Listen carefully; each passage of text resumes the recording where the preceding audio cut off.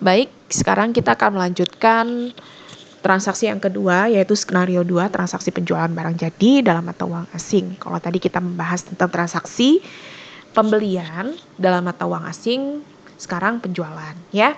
Ini sudah saya rangkum. Yang pertama kita bisa lihat pada tanggal 20 Desember 2015, PT Perkasa menjual 2.000 unit tas ransel kepada Microstore, toko retail Malaysia. Harga jual tas ranselnya sebesar 100 ringgit Malaysia ya. Kemudian yang kedua, ada penjualan dilakukan secara kredit dengan syarat N/30. Artinya dikasih jatuh tempo untuk Microstore ini melunasinya selama jangka waktu 1 bulan. Artinya kalau pada tanggal 20 Desember transaksinya, artinya jatuh temponya ada di tanggal 20 Januari 2016 untuk melakukan pelunasan utang ya. Kemudian di sini bisa kita lihat tanggal dari fluktuatifnya ringgit Malaysia ya, bisa kita lihat 20 Desember 2015 1 ringgit Malaysia itu harganya 3.000 ya rupiah. Kemudian per 31 Desember 2015 harga 1 ringgit Malaysia itu di angka 2.980. Kemudian selanjutnya tanggal 20 Januari 2016 1 ringgit Malaysia itu 3.025. Kita butuh nilai-nilai per tanggal 20 Desember, 31 Desember dan 20 Januari 2016. Artinya tanggal di mana tanggal transaksi, kemudian tanggal neraca, kemudian tanggal pelunasan ya. Nah, di sini kita harus mencatat jurnalnya dalam 2 kategori ya. Pertama dalam rupiah dan dalam ringgit Malaysia. Nah, kalau untuk dalam rupiah bisa kita lihat di sini per tanggal 20 Desember 2015 artinya pada tanggal transaksi. Pada tanggal transaksi dilakukannya penjualan PT Perkasa kepada Microstore ya, senilai 2.000 unit. Satu unitnya itu dijual 100 ringgit Malaysia. Artinya 2.000 unit dikali 100 ringgit Malaysia dikali 3.000. Hasilnya 600 juta. Nah, bagaimana jurnalnya?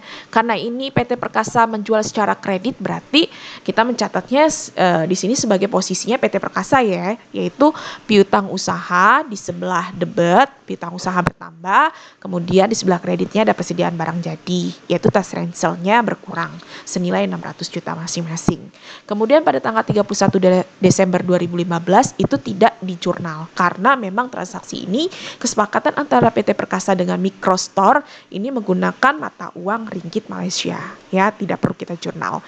Kemudian pada tanggal 20 Januari 2016 yaitu tanggal pada saat dilakukannya pelunasan oleh Microstore ya. Microstore ini melakukan pelunasan, berarti jurnalnya kas bertambah ya. PT Perkasa harus mencatat kas bertambah senilai 600 juta, piutang berkurang, piutang usaha berkurang senilai 600 juta di sebelah kredit ya. Nah, ini kita sudah mencatat dalam rupiah. Lanjut kita mencatat dalam ringgit Malaysia ya. Dalam ringgit Malaysia pencatatan per tanggal 20 Desember 2015 itu sama dengan pencatatan dalam rupiah ya. Berarti piutang usaha bertambah sebesar 600 juta, persediaan barang jadi berkurang sebesar 600 juta rupiah ya. Untuk perhitungannya sudah dijelaskan dalam rupiah tadi. Kemudian per tanggal 31 Desember 2015, nah harus diperhatikan di tanggal transaksi tanggal 20 Desember 2015 nilainya itu 3.000. Tapi di tanggal 31 Desember 2015 mengalami penurunan. Artinya rupiah ini mengalami penguatan terhadap ringgit Malaysia ya. Kalau misalnya transaksi pembelian kita untung, karena ini merupakan transaksi penjualan berarti kita mengalami kerugian ya. Ya, jadi harus dipahami kalau kita beli kita untung karena rupiahnya menguat ya, harga rupiah menguat terhadap euro yang tadi. Nah, sementara di sini harga rupiahnya memang menguat, tapi karena kita melakukan penjualan jadi kita rugi ya, rugi.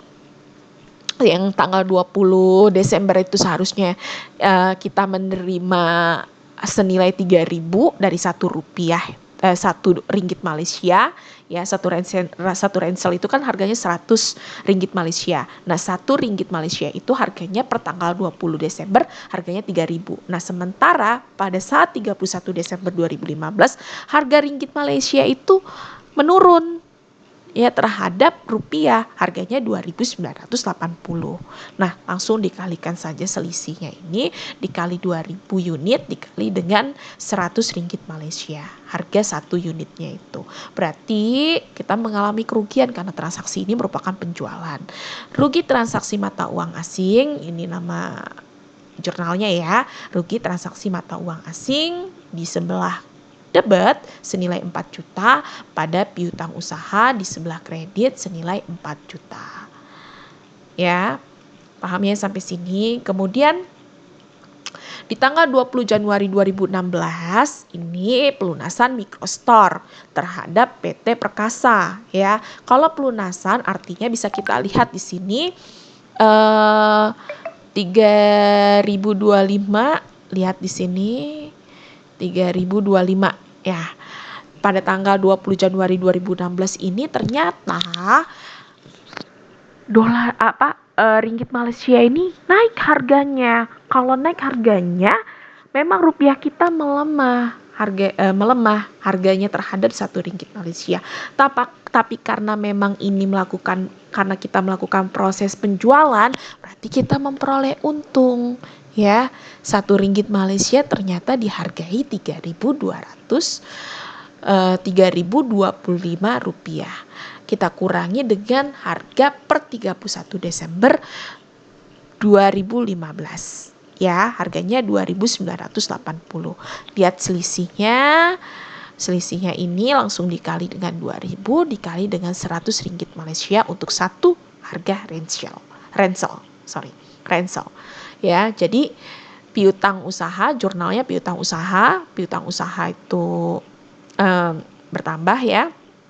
Kemudian keuntungan transaksi mata uang asing itu ada di sebelah kredit senilai 9 juta ya, masing-masing senilai 9 juta ya dong, karena kan memang harganya $1 memang 1 ringgit Malaysianya bertambah, berarti piutang usahanya juga bertambah.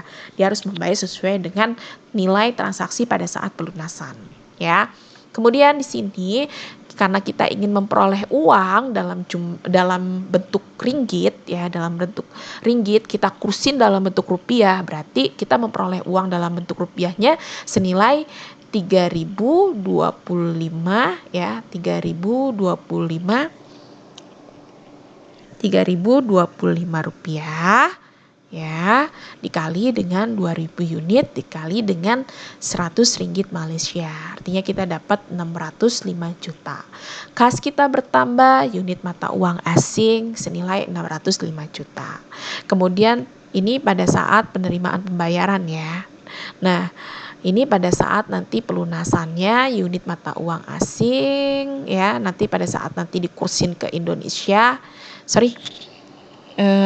Ini bukan kas, tapi piutang usaha. Ada kekeliruan. Jadi pada saat penerimaan pembayaran unit mata uang asing senilai 605 juta pada piutang usaha senilai 605 juta.